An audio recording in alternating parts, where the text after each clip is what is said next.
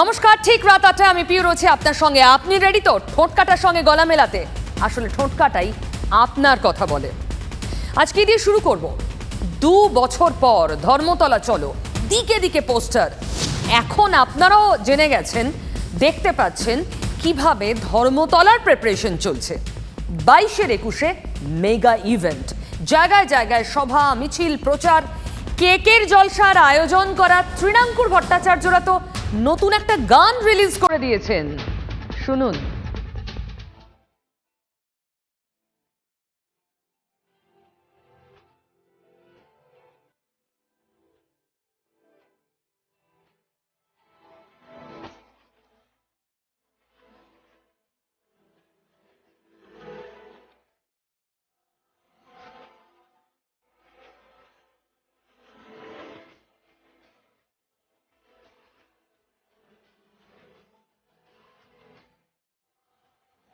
শুনলেন তো, সুরে সুরে বলছেন বাংলার বাঘিনী হার মানেননি। ফুটছে তৃণমূল, ফুটছে কলকাতা। গ্রাম বাংলার শাসক কর্মী সমর্থকদের আবেগ আরো বেশি। 21-এ মানে কলকাতা যাওয়া, 21-এ মানে সমাবেশের ভিড় হয়ে ওঠা, আর 21-এ মানে ঢিঙ্কা চিকাও। দেখুন।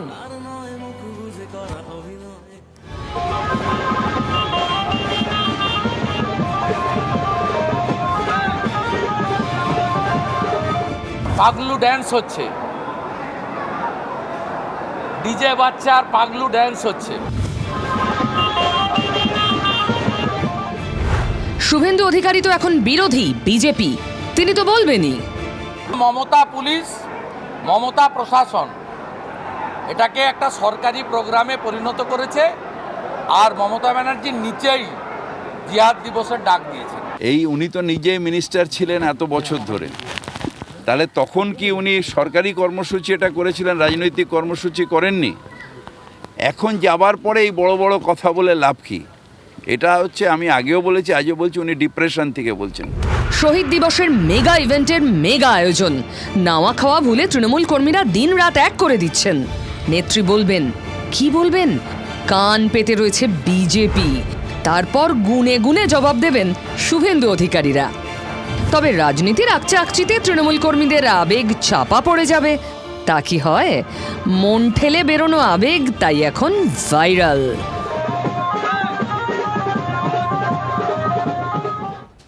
মমতা বন্দ্যোপাধ্যায় মানেই চমক। বিরোধী নেত্রী থাকার সময় বলা হতো মমতা টানা 5 বছর মন্ত্রী থাকতে পারেন না, কখন যে কি করে বসবেন বোঝা মুশকিল। আর সেই দুর্নাম ঘুচিয়েছেন মুখ্যমন্ত্রী মমতা। টানা 11 বছর মুখ্যমন্ত্রী। মমতার রাজনৈতিক জীবনে অত্যন্ত গুরুত্বপূর্ণ দিন এই 21শে জুলাই। শহীদের আবেগ সঙ্গে রাজনীতির শক্তি দেখানো, কৌশল নিপুণ। সামনের বছর পঞ্চায়েত ভোট, আর তারপরের বছর লোকসভা। কি বলবেন মমতা? কদিন পরের উপরাষ্ট্রপতি ভোটেই বা কি অবস্থান নেবে তৃণমূল? 21শে কি আরো কোনো চমক দেবেন মমতা?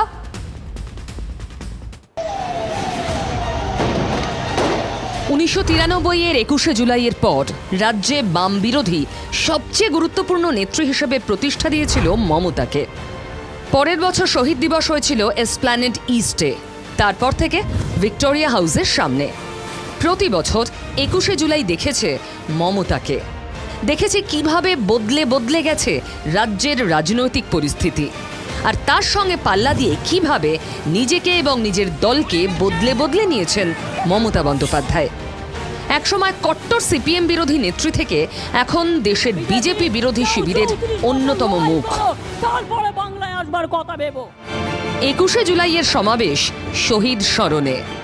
21শে জুলাই পুলিশের গুলিতে নিহতদের স্মরণ করা হয়, কিন্তু মূল জায়গা জুড়ে থাকে রাজনীতি।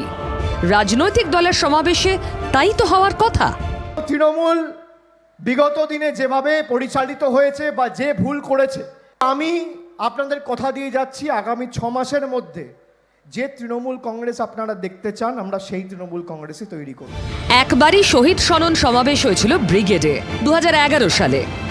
রাজ্যের সরকার গড়ার পর সভা হয়েছিল 21শে অগস্ট। এখনকার তৃণমূল সাংসদ দেবের পাগলু ডান্স বিতর্কের ঝড় তুলেছিল। জনহিতৈষী লড়াকু নেত্রী মমতা বন্দ্যোপাধ্যায়। এবারের 21 মমতার কাছে নতুন চ্যালেঞ্জ, উপরাষ্ট্রপতি নির্বাচনে কাকে সমর্থন করবে তৃণমূল? তার উদ্যোগে রাষ্ট্রপতি পদে বিরোধী প্রার্থী বাছাইয়ের কাজ হলেও হঠাৎই সুর বদলান তৃণমূল নেত্রী। তারপর দার্জিলিংয়ে আচমকা মমতা ও অসমের মুখ্যমন্ত্রীর সঙ্গে কথা জগদীপ ধনখড়ের। পরের দিনই ধনখড়কে ডেকে পাঠায় দিল্লি এবং তিনি এনডিএর উপরাষ্ট্রপতি প্রার্থী। সব জানতেন মমতা? মহারাষ্ট্র অধ্যায়ের পর কি নতুন পথে মমতা? জানিয়ে দেবে 21শে জুলাই। 21শে জুলাই মানেই যেন তৃণমূল কংগ্রেস, এই ধারণা ভোলাতে চায় মানুষকে বিজেপি। তাই পাল্টা কোমর কষছেন শুভেন্দু অধিকারীরা। উলুবেড়িয়ায় পাল্টা কর্মসূচির অনুমতি আদায় করতে গিয়েই আদালতে প্রশ্নের মুখে পড়ল বিজেপি। বিচারপতি প্রশ্ন করলেন, কেন 21শে জুলাইতে সভা করতে হবে? এটা তো রবীন্দ্র জয়ন্তী নয় যে ওই দিনই করতে হবে। আর বিচারপতির প্রশ্নের উত্তর দিতে পারেননি বিজেপির আইনজীবী। ঢোকিলে বলেছেন, উত্তর জানা নেই, একটু সময় দিন, জেনে আসছি। উত্তরে খেই হারিয়েছেন বিজেপির আইনজীবী। আদালতে ধাক্কা খেতে হলো। আবার সভা উলুবেড়িয়ায় কেন, এই প্রশ্ন তো ওঠে রাজনীতির কোন অঙ্কে। তবে আদালতে ধাক্কায় ভাঙলেও মচকাতে রাজি নন শুভেন্দু অধিকারীরা। মমতা ব্যানার্জিকে খুশি করার জন্য মমতা পুলিশ এই ধরনের সওয়াল সরকারি আইনজীবীর মাধ্যমে করে থাকে। আমার মনে হয় তারই পরিপ্রেক্ষিতে বিচারপতি এই মন্তব্য করেছেন। আগামী 21শে জুলাই 2022 বৃহস্পতিবার ঠিক দুপুর 2 ঘটিকায় ভারতীয় জনতা পার্টি ডাকে উলুবেড়িয়ায় এক ঐতিহাসিক প্রতিবাদ সভা। 21শে জুলাই উলুবেড়িয়ায় পাল্টা সভা শুভেন্দু অধিকারীর, অথচ প্রশাসন অনুমতি দিচ্ছে না। আদালতে সওয়াল জবাবের ধাক্কাই খেল বিজেপি। বিচারপতি মৌসুমী ভট্টাচার্যের একের পর এক প্রশ্ন বিজেপির আইনজীবীকে। 21শে জুলাই সভা কেন? 22 বা 23শে জুলাই করলে কি অসুবিধা হবে? উত্তরে বিজেপির আইনজীবী বলেন, প্রধানমন্ত্রীর উন্নয়নমূলক কাজের প্রচার করা হবে। বিচারপতির মন্তব্য, প্রধানমন্ত্রীর উন্নয়ন নিয়ে যেদিন ইচ্ছা প্রচার করা যেতে পারে। বিজেপির আইনজীবী বলেন, বিকেল 4টে থেকে রাত 8টা পর্যন্ত কর্মসূচি রাখা হয়েছে, যাতে অন্য কর্মসূচিতে অসুবিধা না হয়। দিল্লি থেকে নেতারা আসছেন, তাদের আমন্ত্রণ জানানো হয়েছে। বিচারপতি বলেন, নেতাদের তো কলকাতা পেরিয়েই যেতে হবে, তাদের তো আকাশপথে নিয়ে গিয়ে নামিয়ে দেওয়া যাবে না। নেতাদের আগে বা পরে অন্য কোনো দিনে আসতে বলুন। একই সঙ্গে বিচারপতি মৌসুমী ভট্টাচার্য রাজ্যের কাছে জানতে চান, 21শে জুলাইয়ের জন্য কি পুলিশি বন্দোবস্ত, কত মানুষ আসতে পারেন, রাত 8টা থেকে সভা করার জন্য বিজেপিকে অনুমতি দিলে কোনো অসুবিধা হবে কি? যদি আপনার কথা ঠিক হয়, বিচারপতি মহোদয় এই ধরনের মন্তব্য রায় দিতে চান, তাহলে এটাই একটা নজিরবিহীন হিসাবে থাকবে এবং এটা পিসি ভাইপোর ক্ষেত্রে বুমেরাং হবে বলে আমি মনে করি। শাসকের কর্মসূচি থাকলে অন্য দল সভা করতে পারবে না? প্রশ্ন বিরোধী দলনেতার। আপাতত সভার অনুমতি মামলা আদালতে, কাল আবার শুনানি। কালই হয়তো শুভেন্দু অধিকারী তার প্রশ্নের জবাব পেয়ে যাবেন। তৃণমূল কর্মীরা টকবক করে ফুটছেন 21শে আগে, আর তার মধ্যেই সভা করতে চেয়ে আপাতত আদালতে ধাক্কা খেয়েছে বিজেপি। কিন্তু কর্মীদের মনোবল ভাঙতে দিলে তো হবে না। চাঙ্গা রাখার জন্য ভোকাল টনিক দিয়েই চলেছেন শুভেন্দু অধিকারী। মহারাষ্ট্র মডেল সরকার বিসর্জনের পর এবার বিরোধী দলনেতার মুখে যোগীর বুলডোজার। পরশুদিন বিজেপি এখানে সরকার করবে করবে করবে, রাষ্ট্রবাদী সরকার এখানে হবে। মহারাষ্ট্র হয়েছে, ঝাড়খণ্ড হবে, তারপরেও বাংলা হবে। জিহাদি দুষ্কৃতকারী মাফিয়া তোলাবাজদের বিরুদ্ধে যোগী আদিত্যনাথের মতো প্রয়োজন হলে বুলডোজারও চলবে। শ্রাবণ মাস, শিব নয়, কিন্তু এবার যেন দেখা যাচ্ছে বাবা বোম বোলের জায়গায় কালী কালী রব সর্বত্র। মহুয়া মৈত্রের কালী মন্তব্য নিয়ে বিতর্কে জল ঢালতে দিতে একেবারে নারাজ বিজেপি, বরং বিতর্কের সুনামি আনার চেষ্টায় গেরুয়া শিবির। এবার নয়া ফর্মুলা নিয়ে হাজির ময়দানে। কি সেটা? ভরা শ্রাবণে কালীর পুজো। সেসব দিন শেষ, যখন দুর্গাপুজো আসতো, তারপর লক্ষ্মী পুজো, তারপরে মা কালীর পুজো। নয়া ট্রেন্ড সেট করছে বিজেপি। শ্রাবণেই জমকালো কালী পুজোর আয়োজনে ব্যস্ত তারা। এমনিতে বলা হয় শ্রাবণ মানে বাবার মাস। বাঙালি এই মাসে তারকেশ্বরে শিবের মাথায় জল ঢালতে ছোটে। তবে এবার চিত্রনাট্যে মা কালীর আগমন। সৌজন্যে বিজেপি। তৃণমূল সাংসদ মহুয়া মৈত্রের কালি নিয়ে বিতর্কিত মন্তব্যকে হাতিয়ার করে যুদ্ধংদেহী মুডে শুভেন্দু অ্যান্ড কোম্পানি। কলকাতায় আগামী 28 জুলাই বৃহস্পতিবার শ্রাবণের অমাবস্যায় ধুমধাম করে কালীপুজো আয়োজনের পথে গেরুয়া শিবির। জেলায় জেলায় কালীপুজোর আয়োজন চাইছে বিজেপির কেন্দ্রীয় নেতৃত্ব, আর সেই পুজো ঘিরে গোটা রাজ্যে মুষ্টি ভিক্ষার কর্মসূচি। তাদের কথা হলো, এতে দোষটা কি? শনি মঙ্গলবার তো কালীপুজোর চল রয়েছে। মৌলমাস ছাড়া যে কোনো অমাবস্যাতেই দেবী কালীর আরাধনা করা যায়, শাস্ত্রে কোনো বাধা নেই, হক কথা। কিন্তু এই যে বৃহস্পতিবার কালী আরাধনার বন্দোবস্ত হচ্ছে, তার সুতো তো বাঁধার রাজনীতির পেঁচ পয়জারে। কালী নিয়ে তৃণমূল সাংসদের মন্তব্যকে অস্ত্র করে রাজ্যের শাসক দলকে বেকায়দায় ফেলতে সেই কবে থেকে চেষ্টা চালিয়ে যাচ্ছে বিজেপি। বারবার বিক্ষোভ, থানায় ধর্ণা তো রয়েইছে, এমনকি বুকে কালীর ছবি নিয়ে সাধু সন্তদের পাশে রেখে রাজ্যপালের দরবার পর্যন্ত চলে যান শুভেন্দুরা। নজিরবিহীন ছবির রাজভবনে রাজ্যে পা রেখে কেন্দ্রীয় নেতারা কালী মন্দিরে পৌঁছে গিয়েছেন। স্মৃতি ইরানি তার উদাহরণ। তবে হাইপ সেভাবে পাচ্ছিল না বিজেপি, বলছেন নিন্দুকরা। তাই কি এবার অকালে কালী পুজো নিয়ে মেতে ওঠার পরিকল্পনা? আমি ঠোঁট কাটা, মানুষের মনের কথা তো বলবই। আশ্বিনের বদলে শরতে দেবী দুর্গার অকাল বোধন করেছিলেন শ্রীরামচন্দ্র, আর তা থেকে কি অনুপ্রেরণা? জয় শ্রীরামের স্লোগান তোলা বিজেপিরও। পুজো নিয়ে রাজনীতির অভিযোগ যখন তুঙ্গে, তখন তুতু ম্যায় হবে না, এটা কি করে সম্ভব? বিজেপির এই শ্রাবণী কালী পুজো নিয়ে কড়া আক্রমণ শানিয়েছে রাজ্যের শাসক দল। যখন কালী ঠাকুরের নাম বলবে বিজেপি, যে উদ্দেশ্যে বলছে ধর্মের সুশ্রুতি দিতে, অন্তর থেকে তো ভক্তি করে বলছে না। যদি ভক্তি করে বলতো তাহলে যত মত তত পথ মানত, রামকৃষ্ণ দেবের থিওরি মানত, স্বামী বিবেকানন্দের থিওরি মানত। ওদের হিন্দুত্ব হচ্ছে ভোটের হিন্দুত্ব। তৃণমূল অ্যাটাকিং মোডে, বোঝাই যাচ্ছে এই চাপানুতর অনেক দূর যাবে।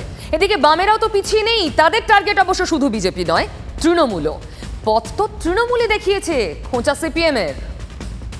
মমতা ব্যানার্জি যেভাবে দৌড়চ্ছেন, একদিনে 40টা 42টা পুজোর উদ্বোধন, এখন বিজয়ী ভাবছে ওটাই বুঝি ওই পথেই আমাদেরকেও চলতে হবে। তৃণমূল যে পথে চলে, বিজেপিও সেই পথে চলে। পশ্চিমবাংলায় এখন আপনি রামনবমীও পাবেন, আবার বিজেপির কালী পুজোও পাবেন। এত যে রাজনৈতিক কচকচানি, এটা থামার যে নয় তা স্পষ্ট। কিন্তু একটা কথা বলুন তো, বাঙালির জীবনে পুজো মানে তো বরাবর স্পেশাল একটা ব্যাপার, দুর্গা পুজো। কেউ কি বলবে এটা নিছক একটা পুজো? দুর্গোৎসব তো একটা উন্মাদনা, একটা অনুভূতি, আবেগ, মিলন উৎসবের নাম। কালী পুজোরও ক্রেজ কম নয়, কিন্তু তা বলে রাজনীতির ফায়দা তুলতে জুলাইয়ে কালী পুজো? প্রশ্ন উঠতে বাধ্য। শ্রাবণে শুধু একটা দিন কালী আরাধনার পরিকল্পনাই শেষ নয় বিজেপির। লোকের বাড়ি বাড়ি গিয়ে মুষ্টি ভিক্ষা করবেন বিজেপি কর্মীরা। মুষ্টি ভিক্ষা হিসাবে চাল ডাল সংগ্রহ করবেন, আর সেই চাল ডাল দিয়েই পুজোয় দেবীর ভোগের আয়োজন করা হবে বলে ঠিক হয়েছে। অর্থাৎ একদিনের ব্যাপার নয়, পুজো ঘিরে রীতিমতো কর্মসূচি ছকে নেওয়া হয়েছে। রাজনীতির দাবা খেলায় ঘুঁটি সাজানো চলছে, কিস্তিমাতের অপেক্ষা। পুজোর নামে পলিটিক্স। ঠোঁটকাটা বলছে, সহজ সরল ভাষায় কঠিন প্রশ্নটাই করব। স্রেফ কালী বিতর্ক জিয়ে রাখতে এত কাণ্ড করছে না তো বিজেপি? পুজো নিয়েও রাজনীতি না করলে চলছিল না।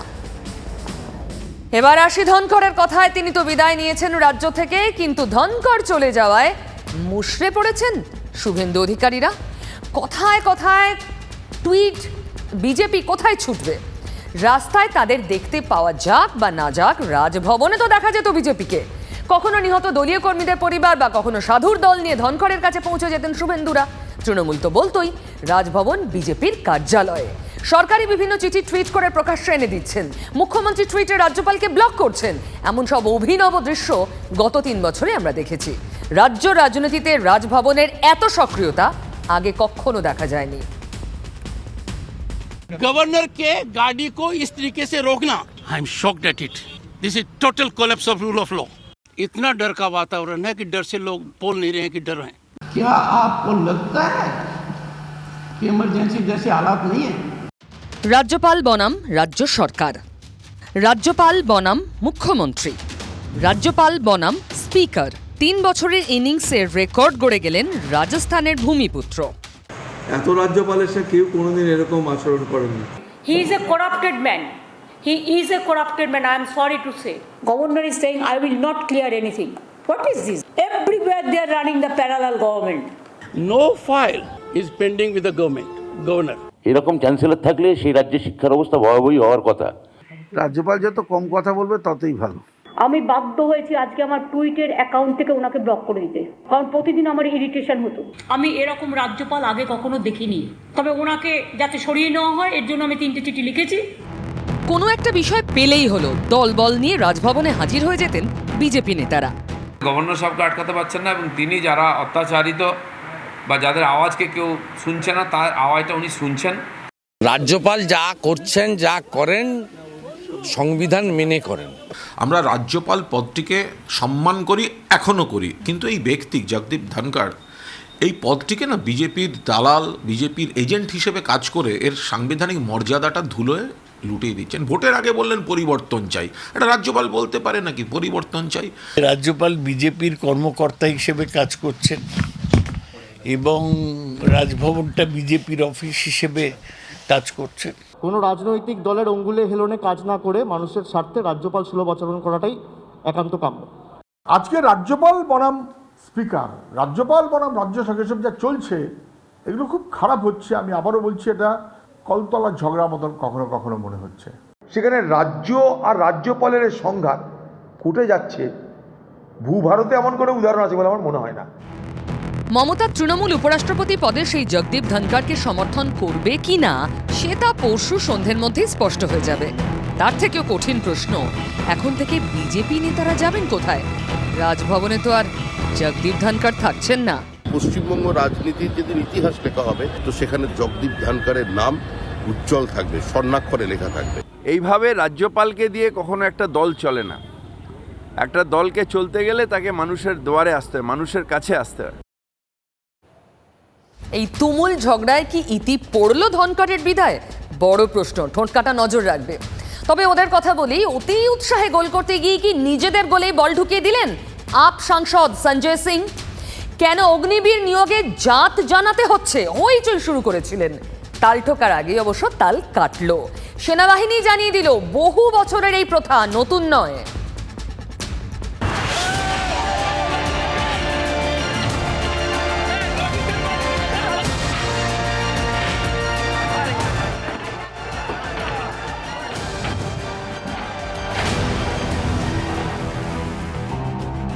চুক্তিভিত্তিক সেনা নিয়োগ, অগ্নিবীর নিয়ে নতুন বিতর্ক। আম আদমি পার্টির সাংসদ সঞ্জয় সিং টুইটারে একটি স্ক্রিনশট শেয়ার করে অভিযোগ করেন, মোদী সরকারের নিন্দাজনক চেহারা দেশের সামনে এসে গিয়েছে। মোদীজি কি দলিত, ওবিসি এবং আদিবাসীদের সেনায় নিয়োগে উপযুক্ত মনে করেন না? ভারতের ইতিহাসে এই প্রথম সেনায় নিয়োগে প্রার্থীদের জাতির নাম বলতে হচ্ছে। মোদীজি, আপনি অগ্নিবীর তৈরি করতে চাইছেন না জাতিবীর? ব্যাস, একে একে সরব হতে শুরু করে কংগ্রেস তৃণমূলের মতো বিরোধী দলগুলো। সব আগুনে জল ঢেলে দিয়ে সেনাবাহিনী জানায়, অগ্নিবীরদের নিয়োগে নতুন কোনো পদ্ধতি অনুসরণ করা হচ্ছে না। এতদিন যেভাবে সেনায় নিয়োগ প্রক্রিয়া চলতো, এবারও তাই হচ্ছে। आजादी के पहले से वही व्यवस्था अब तक जो है चली आ रही है, उसमें कहीं पर कोई परिवर्तन नहीं हुआ है। সরকারের দাবি, সেনা নিয়োগে জাতির পরিচয় জানতে চাওয়া হয় রেজিমেন্টের জন্য, আর ধর্ম প্রয়োজনে শেষকৃত্য সম্পন্ন করার জন্য। হোমওয়ার্ক না করে পরীক্ষায় পাশ করা যায় না। সহজ কথাটুকুও মাথায় থাকে না বিরোধী নেতাদের। এবার যা বলবো তা বলতে সত্যি ভালো লাগছে আমার। ভাঙন বাড়তে বাড়তে বিপদ একেবারে পায়ের কাছে। ফুট দুয়েকের মধ্যে গঙ্গা। যে কোনো দিন হুগলির জিরাটের স্কুলটা আস্ত গিলে খাবে রাক্ষসের নদী। এবার TV9 বাংলা এই খবর দেখিয়েছিল, আর এই খবর দেখে বিস্মিত বিচারপতি অভিজিৎ গঙ্গোপাধ্যায়। সেই অভিজিৎ গঙ্গোপাধ্যায় যিনি মাটি খুঁড়ে SSC দুর্নীতি প্রকাশ্যে এনেছেন, মুখে মুখে যিনি এখন জনগণের বিচারপতি। জিরাটের ভয়ঙ্কর ছবি দেখে মুহূর্ত নষ্ট করেননি, সোজা ফোন করেছেন আমাদের প্রতিনিধি শ্রাবন্তীকে। খোঁজ খবর নিয়ে রেজিস্ট্রার জেনারেলকে শতপ্রণোদিত মামলার নির্দেশ দিয়েছেন। বিচারপতি গঙ্গোপাধ্যায় যদি বাধ্য করতে পারেন প্রশাসনকে, এটাই তো চায় জনগণ, জনগণের বিচারপতির কাছে।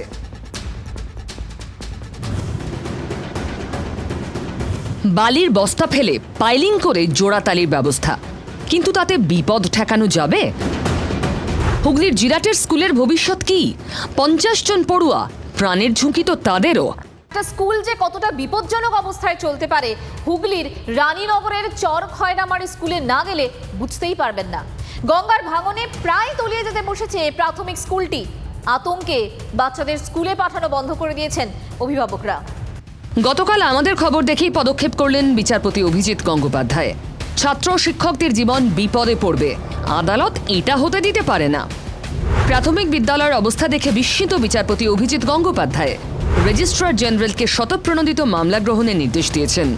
জিরাট গ্রাম পঞ্চায়েত প্রধান ও হুগলি জেলার প্রাথমিক শিক্ষা সংসদের চেয়ারপারসনকে আদালতে সশরীরে হাজিরা দিতে বলা হয়েছে। তাদের জানাতে হবে কি পদক্ষেপ করা হয়েছে। মামলা খতিয়ে দেখার জন্য আইনজীবী সুদীপ্ত দাশগুপ্তকে স্পেশাল অফিসার নিয়োগ করা হয়েছে। কালকে 2টোর সময় ডিপিএসসির চেয়ারম্যান এবং গ্রাম পঞ্চায়েতের প্রধানকে কোর্টে উপস্থিত থাকার নির্দেশ দিয়েছেন হাইকোর্ট। সুমোটো মামলা উনি নিয়েছেন। প্রাণ হাতে করে পড়ুয়া শিক্ষকরা, সত্যিই তো এরকম ভাবে কি করে চলতে পারে? সামাজিক দায়িত্ববোধ থেকেই আমরা খবর করেছিলাম, আমরা চেয়েছিলাম একটা সুষ্ঠু সমাধান হোক। আদালত পদক্ষেপ করেছে, বুঝিয়ে দিয়েছে দুলকি চালে নয়, দ্রুত সমাধান করুক প্রশাসন। এটাই তো চেয়েছিলাম আমরাও, এটাই তো চেয়েছিল জিরাটও, নিজ নিজ দায়িত্ব পালন করুক প্রশাসন। বাংলা তো সেটাই চায়। শ্রীলঙ্কা মুখ থুবড়ে পড়েছে, আমরা ভালো আছি, এরকম তুলনা টেনে কি আমরা সান্ত্বনা খুঁজব? পড়তে পড়তে টাকার দামটা কোথায় নেমেছে জানেন? $1 দাম 80 টাকা। এবার কি লক্ষ্য সেঞ্চুরি? টুইটে খোঁচা দিয়েছে তৃণমূল, আর গেল রব তুলেছে বিরোধীরাও। মোদীর সরকার যুক্তি দিচ্ছে অপরিশোধিত তেলের দাম বেড়েছে, বিশ্বজুড়ে আর্থিক মন্দা আর বিদেশি বিনিয়োগের অভাবেই পতন। অর্থনীতির জটিল অঙ্কে টাকার দামের পতন, বলতে গেলে মহাপতন। রিজার্ভ ব্যাংক অফ ইন্ডিয়ার রিপোর্ট বলছে 2014 সালের 31শে ডিসেম্বর $1 দাম ছিল 63 টাকা 33 পয়সা। 2018 সালের 31শে ডিসেম্বর $1 69 টাকা 79 পয়সা। 2019 সালের 31শে ডিসেম্বর 70-এর গণ্ডি ছাড়ায়। আর এবার গোত্তা খেয়ে টাকার বিপরীতে ডলারের দাম 80। অর্থনীতি বলে টাকার দাম কমলে রফতানিতে সুবিধা হয়, কিন্তু আমদানির খরচ বাড়ে। আমাদের তো রফতানি কম, আমদানি বেশি। তথ্য বলছে গত জুন মাসে ভারতের বৈদেশিক বাণিজ্যের ঘাটতি $2618 কোটি পৌঁছেছে, যা নজিরবিহীন। 2021-এর জুনে যেটা ছিল 960 কোটি। কারণ জুনে আমাদের দেশের রফতানি প্রায় 25% বেড়েছে ঠিকই, কিন্তু আমদানির খরচ বেড়েছে প্রায় 60%। তাহলে আমরা আত্মনির্ভর হলাম কি করে? প্রশ্ন তো ওঠে, ঠোঁট কাটা তো করবেই। আম আদমির প্রশ্ন, টাকার দাম পড়লে কি হবে? অপরিশোধিত তেল, কয়লা, লোহা, স্টিল, এমনকি সার থেকে সোনা, যা যা আমদানি করতে হয় সব কিছুর খরচ বাড়বে। আরও দামি হবে বিদেশে পড়তে যাওয়া বা বিদেশে ঘুরতে যাওয়ার খরচ। মুদ্রাস্ফীতি বাড়ার আশঙ্কাও থাকছে। এক কথায় আমার আপনার পকেটে সিঁদুরে মেঘ।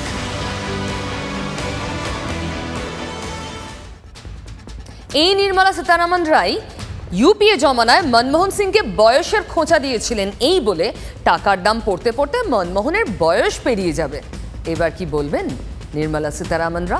উত্তরের অপেক্ষায় থাকলে ঠোঁট কাটা শেষ করছি। আজ ফিরে আসবো আবার আগামীকাল রাত 8টায়। সঙ্গে থাকুন TV9 বাংলা।